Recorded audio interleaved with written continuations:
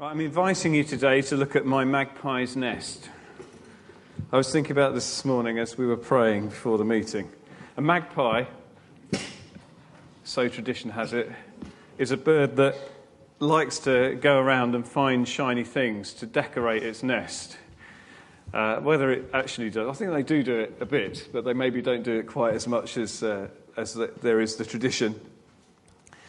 But I feel that God's helped me to pick out a number of different things that he wants me to share this morning. And I was thinking about where I heard them from. I've heard some from John and some from Jamie. I've seen some in an email from PJ. I was speaking with my father-in-law, and I got a little bit more of what I felt God had for me. And I've actually heard from God myself as well. But there's a whole kind of mixture of things I want to bring to us today. And it's no accident, I think, that the topic that God's given me is about hearing God in the noise. See, there's an awful lot of communication that goes on around us, an awful lot of messages, lots of different messages, some of which are helpful, some of which are less helpful. And we need God's help to pick out what he's saying. And on Tuesday night, we were praying into the whole EU situation, praying for leadership. And I just thought, sometimes I just was thinking about the whole EU thing. And I remembered this headline. See if you remember it. Some of you will be too young. Who might have seen a newspaper, wise enough, maybe to have seen a newspaper in 1990. This was a message that was sent by the Sun to Mr. Delors, who actually wanted to reinstate a whole load of Labour laws into the UK, which a certain Mrs. Thatcher had tried to get rid of, and she was going off to the EU, the ECU, to tell Mr. Delors where to stuff his ECU. Anyway, that was then. And of course, this is now, and that's the difference that 26 years make of an involvement in a project, and now we've made this decision. But the sky feels like it's falling in, if you listen to certain people. I felt the sky was falling in. But then, of course, we got that email from John, many of us, that encouraged us.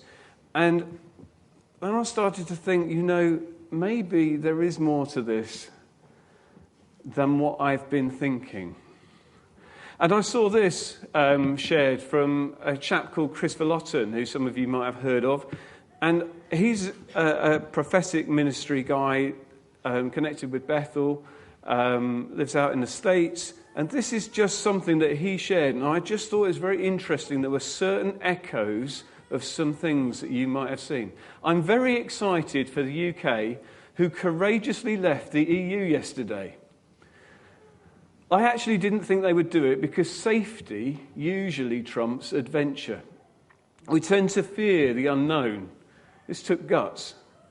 Now we'll listen to all the naysayers saying that the sky is falling. It's just the way that humans respond to change, to things they don't understand.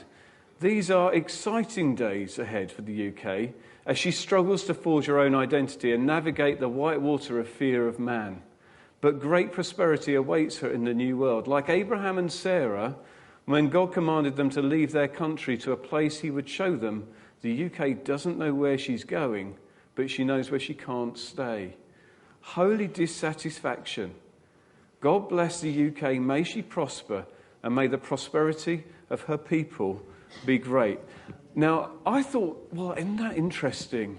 Because whatever I think of the decision, how he's picking up something which I was not hearing in that good old media show. I wasn't hearing it in the place I work. In the place I work, so many people are connected with the city.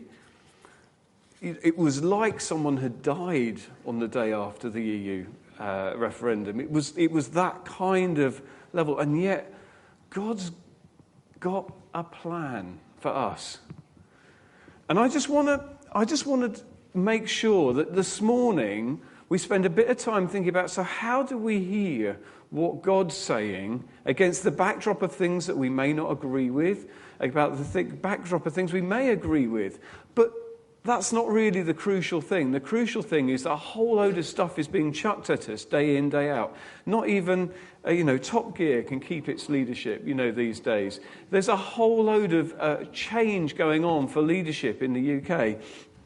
And God has put us as a people in a place to seek adventure, in a nation that has an uncertain future. Well, that's an interesting position to be in. So, adventure. Now, adventure's a great idea, I always have thought. But going on an adventure, well, it involves risk, doesn't it? And, well, to be honest, I'm not that keen on the old risk thing. I'd really much rather know what I was going to get when I get there. When my family were growing up, we spent 12 years, going to pretty much the same place on our summer holiday because we loved it. And, actually, we had a great holiday there. And my kids have got fantastic memories. Wasn't it good? Fantastic memories of this place. And actually, sometimes we still go back to the same place. But God dropped something into our hearts after this experience of saying, you know what? We mustn't, this is about settling down. This is about needing to actually explore and to do something different. So what basis do we have for adventure? Is it just something, well, I've had enough of cricket, I want to go and try something else? We'll have enough of where I've been on holiday, I want to try something else. Or is there something else that enables and facilitates it? And it came to me last Tuesday, when we were praying together, there is only one basis for going to these places of risk. And that is that God says, I will go with you. Moses said to God, if your presence does not go with us, do not lead us up from here. There is only one place, one position to take as we go into these uncharted territories. And that is the position with God right alongside us. We want to be those that are sent, not went. We're ones that don't just go places. And this is not to clip your wings or to stop your dreams. But I'm saying that not every good thought you have is a God thought. But there are things that God has for you to do in these days. And if we're going to know that God's with us, we've got to hear what he's saying. Many things shout for our attention. How do we make sure that we don't just listen to the loudest shouter?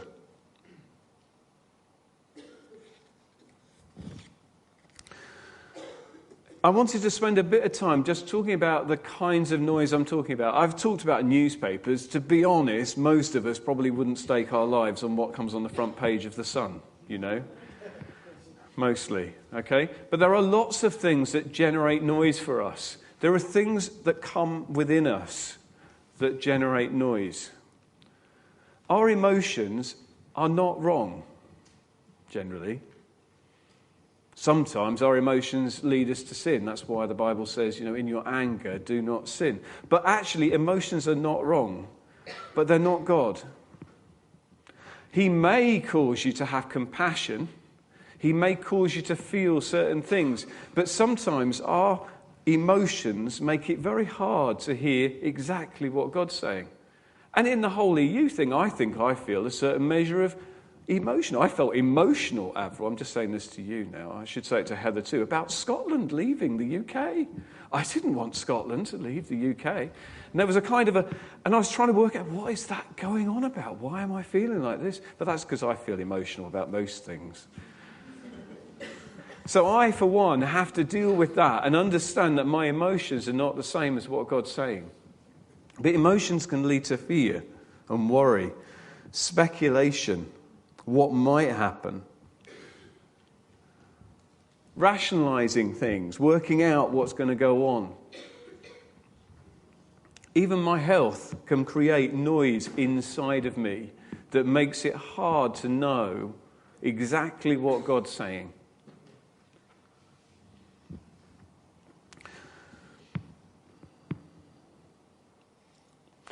So, on top of all of this, we can also get noises from the outside. So we get noises inside us, we get noises on the outside, and some of the things I've got here. Now, I'm not saying anything about what goes on in my house, but you know, the family around us, they generate noise, all sorts of noise. Some of it helpful, some of it less helpful. Our friends generate noise around us, what our friends are going through, the community we live in, colleagues at work. Work pressure creates a noise of its own. Job insecurity creates a noise. Not having enough. Seeing what you've got as being a limitation on what you can achieve because of what you don't have. And then, of course, you've got the media as well. But you see, in all of this striving, or in all of this noise, I believe there's a voice that God wants us to tune into and to hear that is clear. And I just want to take us to a couple of situations this week. I want to talk about Elijah on Mount Carmel. First of all, if you want to look at more of the story, you can find it in 1 Kings 18. But it's where he's with the prophets of Baal, and they decide to have a competition about whose God is the real God. And what happens is that he kind of challenges them to this competition. We're going to make a sacrifice. You call on your God, I'll call on mine, and we'll see who the real God is. And Elijah said to the prophets of Baal, choose one of the bulls and prepare it first, since there are so many of you. Elijah is the last prophet remaining. Call on the name of your God, but don't light the fire. So they took the bull and then they prepared it. And then they called on the name of Baal from morning till noon. Baal, answer us, they answered. They asked, but there was no response. No one answered. So then they danced around the altar they'd made. At noon, Elijah began to taunt them. Shout louder. Perhaps surely he's a god. Perhaps he's in deep thought, or busy, or travelling. Maybe he's sleeping and must be awakened. So they shouted louder and slashed themselves with swords and spears, as was their custom, until the blood flowed. Midday passed, and they continued their frantic prophesying until the time came for the evening sacrifice. But there was no response. No one answered. No one paid attention. You know, when stuff happens that people don't understand, they make a lot of noise about it. It feels to me that as a nation, we're making an awful lot of noise at the moment. We're desperate to see something different. But the something comes when God speaks. These prophets of Baal were looking for a breakthrough. But there was no response. No one answered. No one paid attention. But just at the time of sacrifice, the prophet Elijah stepped forward and prayed, Lord, the God of Abraham, Isaac, and Israel, let it be known today that you are God in Israel, and that I am your servant and have done all these things at your command. Answer me, Lord, answer me, so that these people will know that you, Lord, are God, and that they are turning their hearts back. You are turning their hearts back again. Then the fire of the Lord fell and burnt up the sacrifice, the wood, the stones, and the soil, and also licked up the water in the trench. And when all the people saw this, they fell prostrate and cried, the Lord, he is God. The Lord, he is God. No amount of working yourself into a frenzy, that's Mount Carmel, by the way, No amount of working yourself into a frenzy will get you the answer that you need. God is God, and God speaks continuously. We need to listen and to tune in to what he's saying. The accuracy of our hearing does not come from effort, because God speaks by grace and grace alone. And when grace comes in this situation, Elijah then actually has to take himself off, and he goes back to a cave to hide from the people. And while he's in that cave, the Lord said to Elijah, "Go stand in front of me on the mountain, and I will pass you by." And then a very strong wind blew, and it caused the mountains to fall apart and large rocks to break in front of the Lord. But the Lord was not in the wind. And then after the wind there came an earthquake, but the Lord was not in the earthquake. After the earthquake there was a fire, but the Lord was not in the fire. And after the fire there was a quiet voice, gentle sound, When Elijah heard it, he covered his face with his coat and went out and stood at the entrance to the cave. And a voice said to him, "Elijah, why are you here?" Now, I've read that story many times before, and I was thinking about these are all things that are tremendous noises. And I think they represent things that we can see going on around us that can draw us aside from what God is actually saying. And as I prayed about it, I felt God was saying that the strong wind is like a noise in your face. I mean, it's not a normal wind, to be honest, because it does say it breaks mountains apart. But for me, a wind is something which is in your face. You can't ignore it. How many of you, have you noticed, some of you I know go to work in places like this one. Some of you are teachers. Have you noticed what happens to children's behaviour when it's windy? Has anyone noticed how wild your children get when it's windy? Wind stops you from resting. It's one of the main things. You don't get any space. It's like it's in your face. And it's like, ugh. Wind stops you from being restful, from finding peace.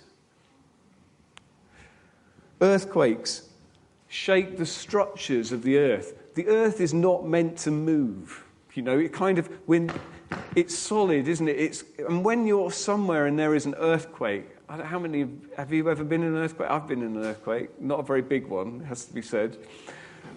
But it's a very weird sensation. Very weird sensation. Things that you know are solid and can't move suddenly do. But it struck me that in an earthquake, all the stuff is there. It's just been broken apart and messed about with.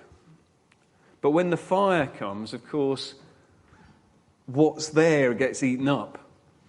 In fact, fire is used quite a lot in the Bible as a time of testing, as an instrument of being tested, of being refined. When God takes away those things which are temporary and he leaves the things that are eternal.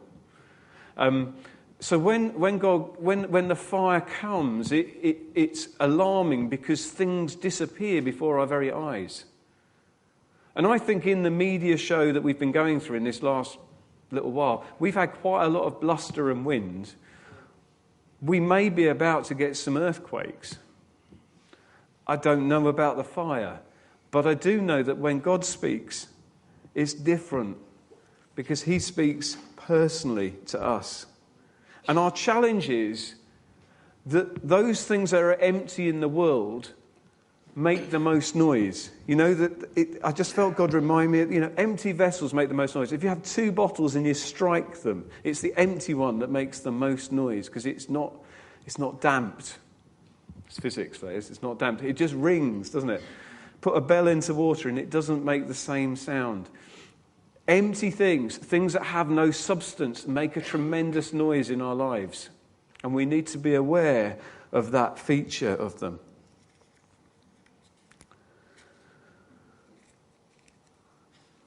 So, I want now to look at an example of someone as they walk through an adventure a whole load of noise that was going on around them, and how they kept themselves true to what God was saying. We're going to look at the story of Paul as he sets sail for Rome. It's in Acts 27. You can have a look at it if you want. But it's very much an adventure story, actually. Although I'm probably going to read you and paraphrase quite a lot of the story today. It's pretty much a story. It's not really a heavy read. You remember, towards the end of Acts, Paul has been arrested for various crimes, preaching the gospel and so on. And he's insisting, as a Roman citizen, that they don't try him just in the local court, but as a Roman citizen, he can get taken to Rome. Nobody wants to take him to Rome, but he's heard God that he needs to go there.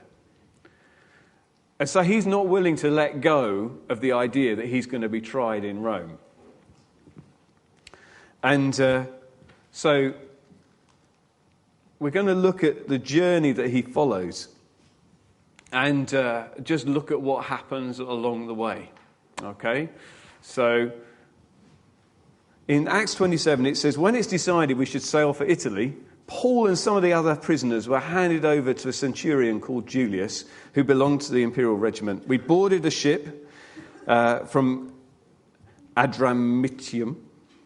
Yeah, and we're about to set sail for ports along the coast of the province of Asia. We put out to sea, and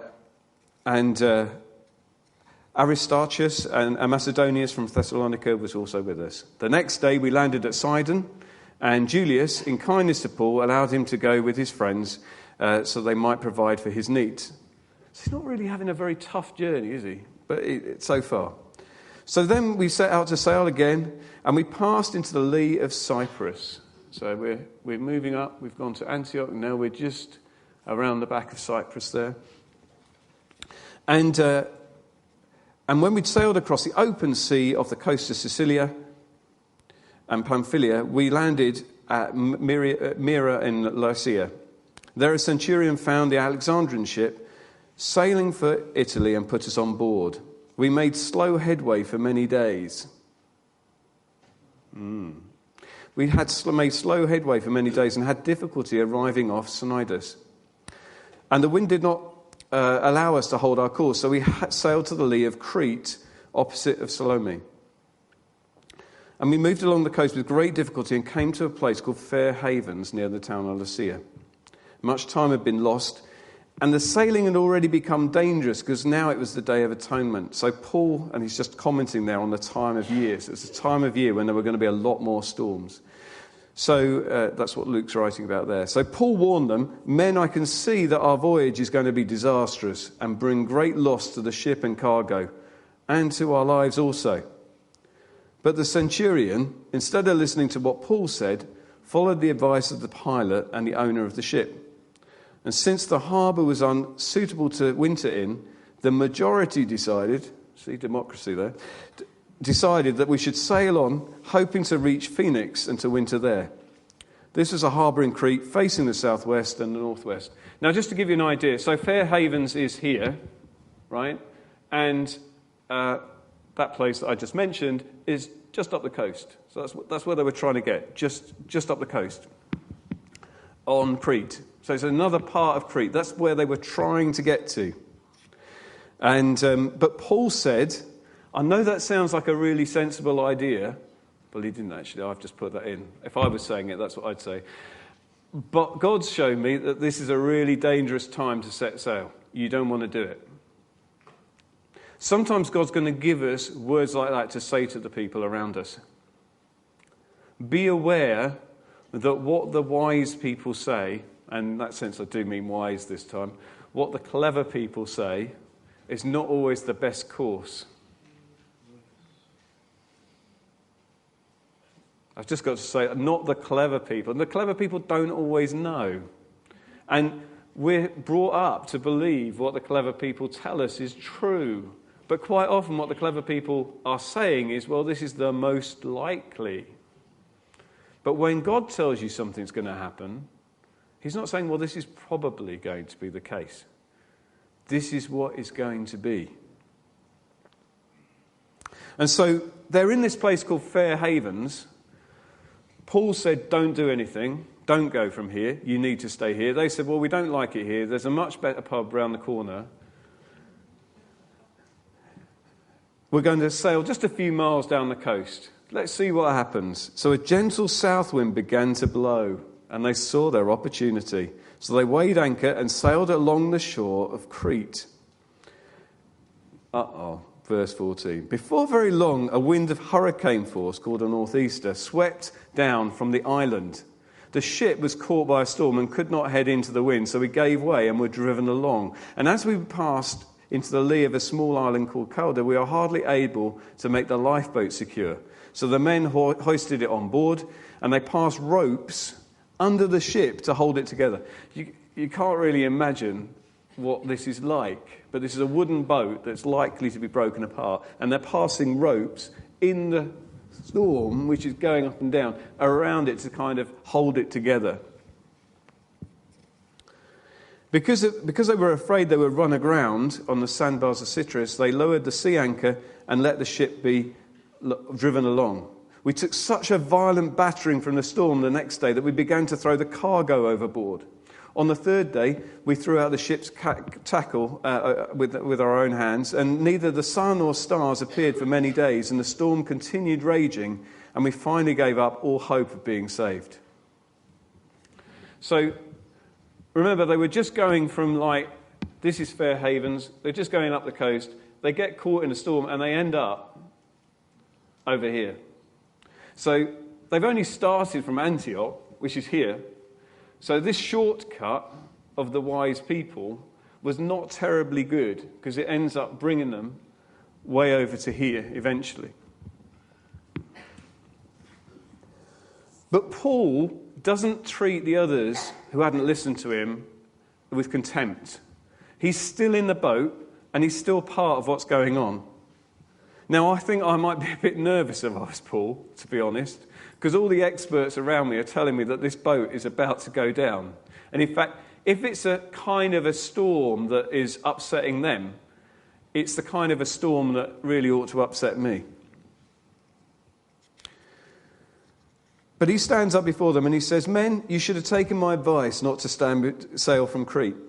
Then you would have spared yourselves this damage and loss. But now I urge you to keep up your courage, because not one of you will be lost, only the ship will be destroyed.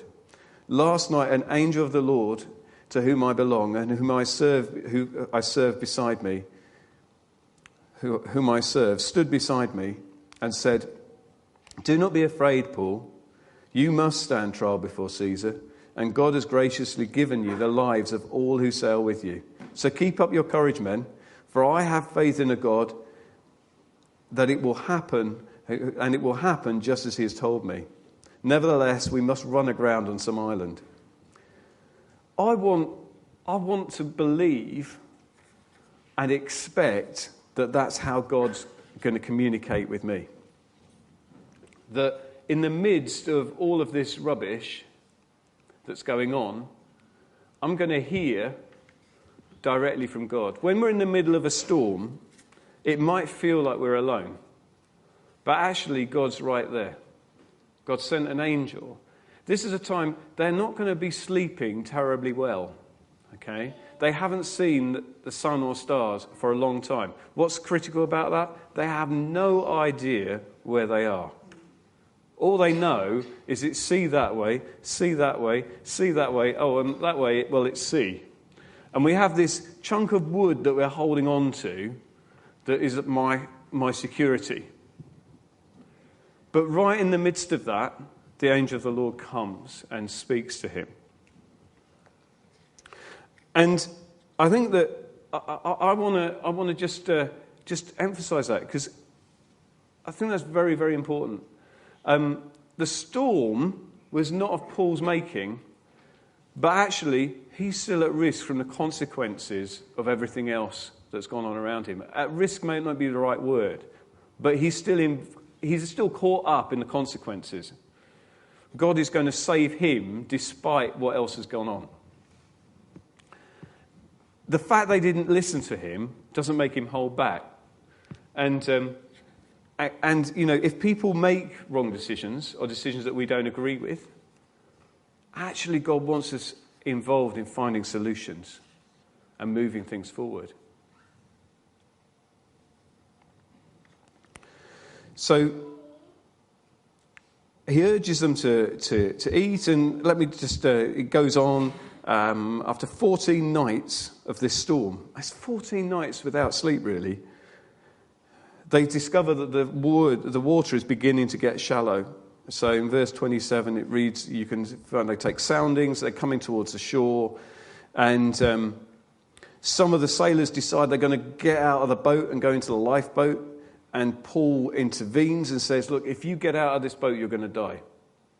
But God said, if you stay in the boat, then it's all going to be okay. So they stay in the boat, and there were 276 people on this boat. So it's not a little boat here. We're talking about a big thing. And they discover that they run aground. They run aground on a sandbar. And, the consequence of Paul being there is that they get rid of the things that they own. They realise that the cargo that they were carrying, that was the purpose for their journey, they have to get rid of that. This storm means that has to go. They jettison the things that tackle, the things that enable them to really pretty much steer the ship. For the guys in the boat, this is about a position of surrender. This is about realizing that as they let go, that God is going to help them. And they run aground now, and they start to make to shore. And let me see, the ship struck a sandbar, that's in verse 41. The bow stuck fast and it would not move. The stern was broken to pieces, so the boat's completely destroyed. Centurion saves Paul's life, and the centurion then orders those who could swim to jump overboard first, and the rest were to get there on planks and other pieces from the ship.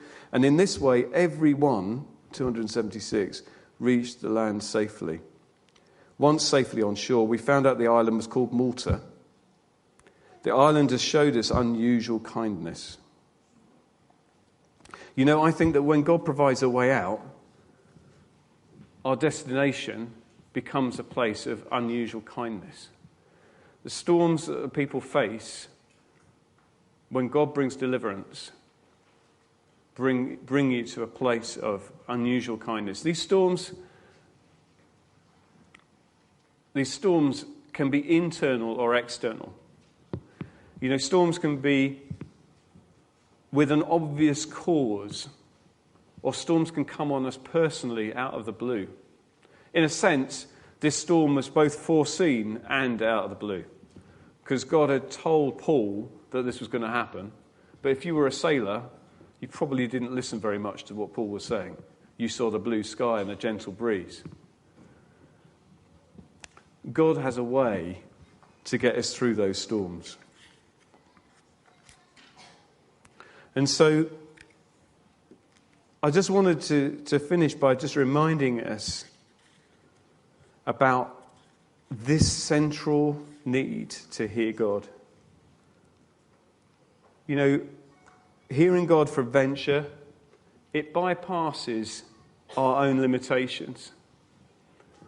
It is radical. It means hearing and doing by releasing faith. Tonight at the ministry training, one of the things you're going to be talking about is about hearing God for the person that you're praying for, not just looking at the symptoms of what they present you with. It contradicts doctors. For example, experts. These are facts, these are things that we use when we're talking about hearing God with the do list, and I've just put them in here just to remind us of them. God works in partnership with us, but He speaks to us through the prophets.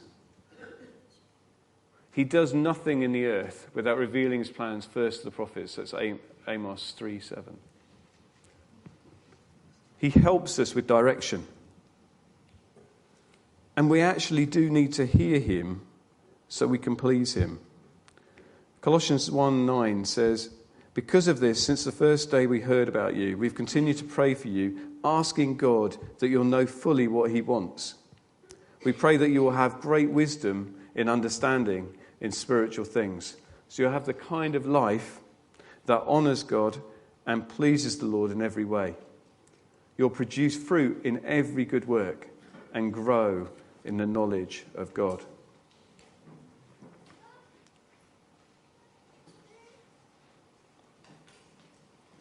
So I suppose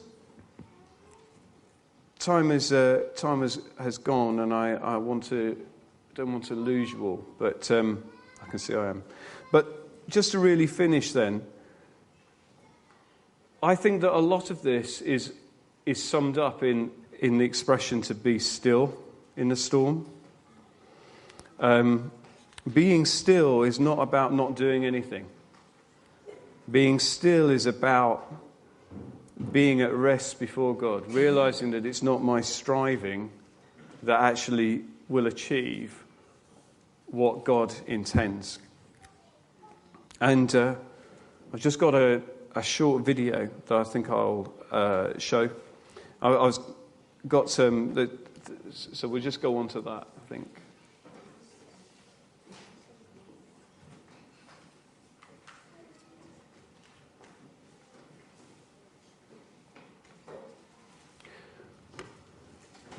I don't want to miss this. You know, when we're looking at hearing God, we don't get there by a logical mind. Paralysis by analysis is terrible. If I do this, this will happen. If I do this, this will happen. God, what do you want me to do? Well, maybe just listen to God and stop worrying about the secondary thoughts.